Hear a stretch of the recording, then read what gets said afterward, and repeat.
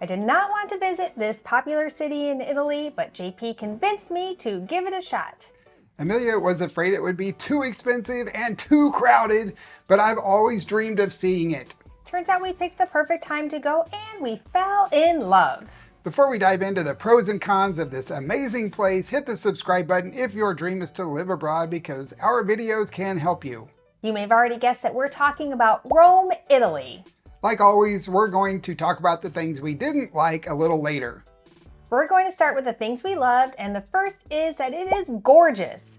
The city is absolutely stunning. There are so many trees and green space and beautiful parks. We loved all of the architecture and the colorful buildings, the statues and fountains all over the city. It's great for photography. And of course, you have all the ancient monuments, which brings us to the next thing we love, and that's the incredible history and things to do. If you love history, then you will love Rome. We were so surprised to see aqueducts throughout the city. The first one was actually built in 312 BC, and it was used to bring water into the cities and the towns. The Colosseum, you can't go to Rome without seeing the Colosseum, and construction started on that in 72 AD and was finished in 80 AD. That makes it over 1900 years old. At the time, it could fit 50 to 60,000 people, although we did see that by the end of the 4th century, it could hold up to 85,000 people. The next thing we loved was Palatine Hill, which is the highest hill, and it is known as the birthplace of Rome. It's the highest hill where people actually lived and built on, and people have been living there since 10th century BC. Roman emperors, they lived there in their palaces. Next up is the Roman Forum. I loved walking around this. This is the center. It had all the shopping and public meetings, elections. It even had gladiator fights there too. It was the area for everyday life. We could have spent an entire day just walking around there and reading all the signs and looking at all the old pillars. We also went to the monument to Victor Emmanuel II. That is the big monument with chariots on top. That's also been called the wedding cake building or the typewriter building. He was the first king of an independent, unified Italy. That building was built in the late 1800s to commemorate the unification of Italy and, of course, to pay tribute to the king. And it's also home of the tomb of the unknown soldier. And let me tell you, that building is massive.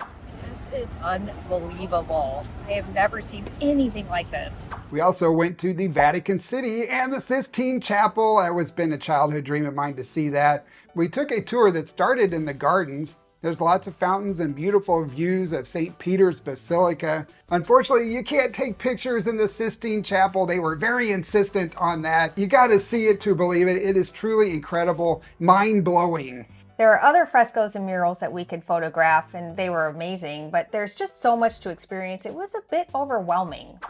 This is incredible. That's all I have to say. I have no words. Unconventionals. No words. Next up is the Trevi Fountain. It was built in the 18th century and made popular by the 1954 movie 3 Coins in the Fountain. It got its name because it's actually at the intersection of 3 roads. So Tre, which is the number 3 in Italian, and V, which is road. And it also sits on top of the ancient aqueduct, the Aqua Vergine, which provides the fountain water. I think it's Vergine.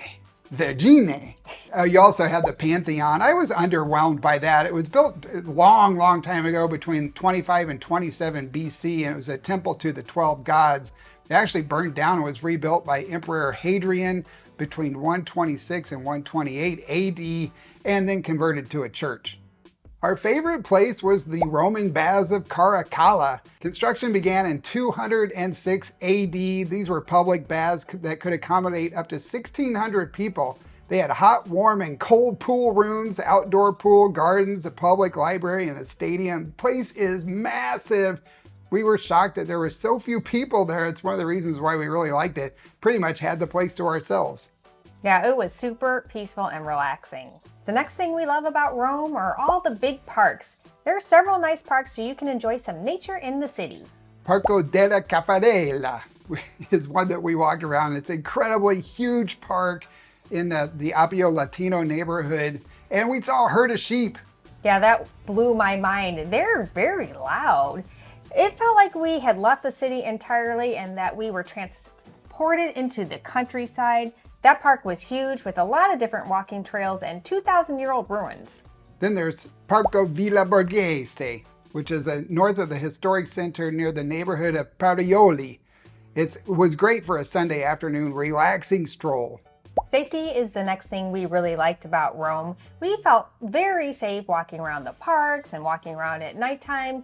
Rome is a safe city. The majority of crime is going to be petty theft and pickpocketing. Food and restaurants is next on our list. We were really surprised about how affordable the food was and good quality. The produce was super flavorful. There are a couple mercados that you can go visit. We love going to our mercados. And there's plenty of local grocery stores, so you don't have to venture too far out of your neighborhood to go buy your essentials. Plus, you can find organic and specialty stores. So if you need specialty items, it's pretty easy to find there in Rome. Dining out in Rome is amazing. There are lots of restaurants with a wide variety of cuisine. And prices were actually pretty similar to southern Spain. We were kind of expecting the restaurant scene to be more expensive than it was. Yes, of course we had some Italian food, but we also had to go and have our Indian food, and we enjoyed a lot of Thai food as well. Rome has good infrastructure, it has good roads, reliable electricity, and 5G cell coverage. You can drink the tap water in Rome, and it actually tastes pretty good, but when you boil it, it turns cloudy like a milky color. It's safe to drink. It actually has calcium bicarbonate in it, which becomes insoluble at high temperature, so it leaves a little film in the pan. It looks weird, but it still tastes good and it's safe to drink. I really like how there is water available throughout the entire city. So if you have a refillable water bottle, you can fill it up all over town, which is really convenient. Next up is good public transportation. The tram and metro are super affordable and easy to use. We took the metro. It's really fast. You can take it all the way to the major tourist destinations and to the airport. And what's really nice, you can swipe your credit card at the turnstile to enter, or you can buy tickets at the kiosk. There are also plenty of buses, taxis, and Uber is available. Uber also has a taxi option that is more affordable, but is still more expensive than other places we've been. Walkability is always important to us, and we found the city to be very walkable and pedestrian friendly. The sidewalks are nice and wide, and the drivers stop for pedestrians. I liked that they have the red, yellow, and green walk lights like they do for the traffic lights, so that it tells you when you actually need to start speeding up to get across the street. And sometimes they even have a countdown, which either tells you how much time you have left to cross the street or how much time you have to wait until you can cross the street.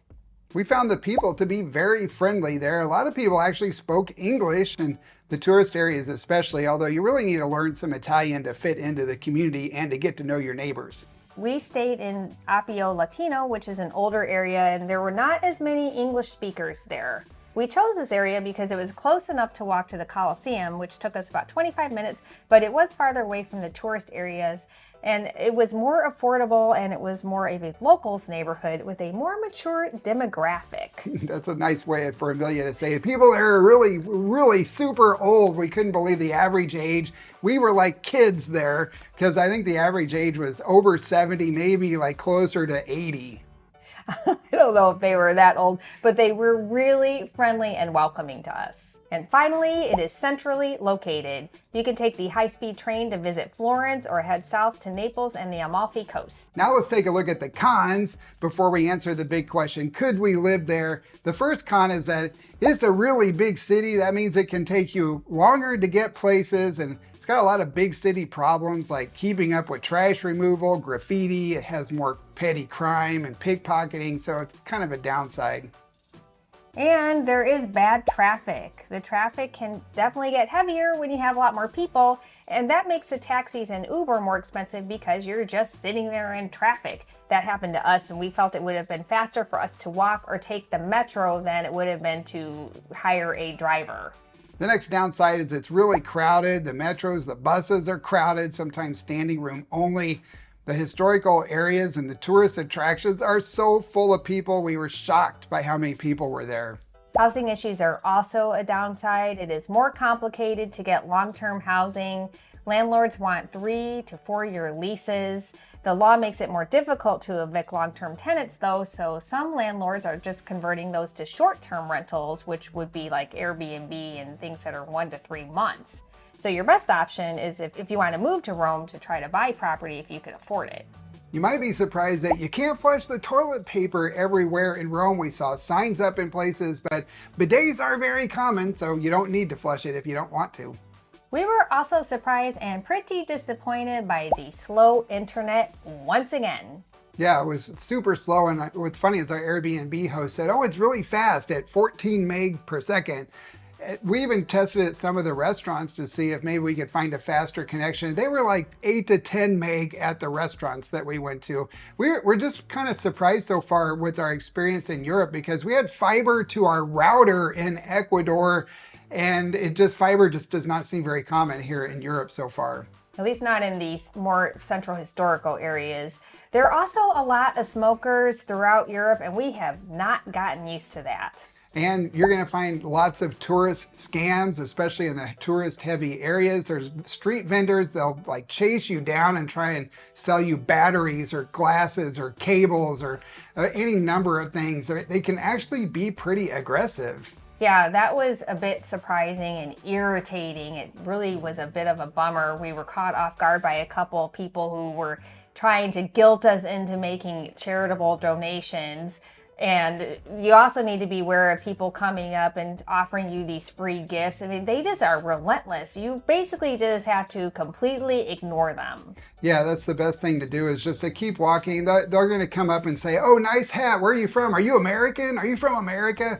Just keep walking. Don't make eye contact. Act like you don't hear them or understand them. And maybe they'll think you don't speak English. They're all in English, and they all speak perfect English when they're running these scams and trying to get you to donate.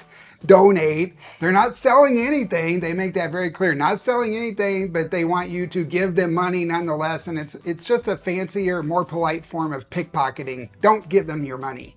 And finally, the weather can be difficult. We were there in December and it was pretty chilly. We had to bundle up pretty good a couple of times with our heavier coats and hats and scarves. And then in the summertime, those temperatures can get up to 100 degrees Fahrenheit. So that is a major swing. Yeah, it's like 38 Celsius. It can be really hot in the summer. You're going to need those air conditioners. Before we talk about whether we can live in Rome, we want to share an interesting observation, and that is how easy it was for us to read Italian. I was actually pretty shocked. Yeah, it was super easy. In the grocery stores, the signs and the museums and stuff, it looked so much like Spanish that we could kind of decipher what a lot of the words meant, even if we couldn't pronounce them very well. So that was kind of shocking. I think we could actually learn how to speak Italian pretty easily thanks to our knowledge of Spanish. And Italian is a fun language. I just liked listening to all the people talking because they use so much inflection in their voices. And I was trying to learn some Italian, and I asked, we were at a store at a restaurant, and I said I would like un altro, which means another. And the waiter looked at me like, you mean another? And I said, well, yes, but I was trying to practice my Italian. And he said, well, you need to say un altro. So the inflection is a really important part of Italian. I love it. Yeah, we saw an older woman in the grocery store talking to one of the people who worked there, and she said, buongiorno. It wasn't like I would say it, buongiorno. It was buongiorno. We heard people talking on the phone using mamma mia, and they would say mamma mia. It wasn't just like mamma mia or Dios mio in Spanish. It was mamma mia. So we think Italian may be the funnest language to speak. Absolutely. So could we live in Rome? Well, in case you can't tell, we really liked it, but that's not the same as living there full time. And I would like to go and spend more time in Rome, but I would not want to live there permanently because I want to explore much more of the country.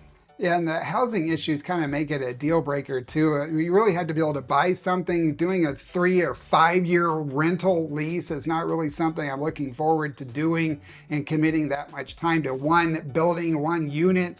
And it's hard to get out. It's also hard to evict. I mean, there's all kinds of issues with the housing, and a lot of the Airbnbs are coming in and taking over, so you could have that, Airbnb guests right next to you all the time. So I don't think I would want to live in Rome, but I definitely would love to spend more time there.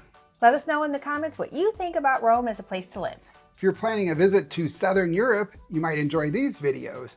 And up next, our next video is about a really popular place. It's on a lot of different lists for best places to retire or live abroad. So remember to hit that subscribe button so YouTube tells you when we post it. That's all we have for this video. Before you go, leave us a like, please, and we will see you all next time. Ciao. Ciao.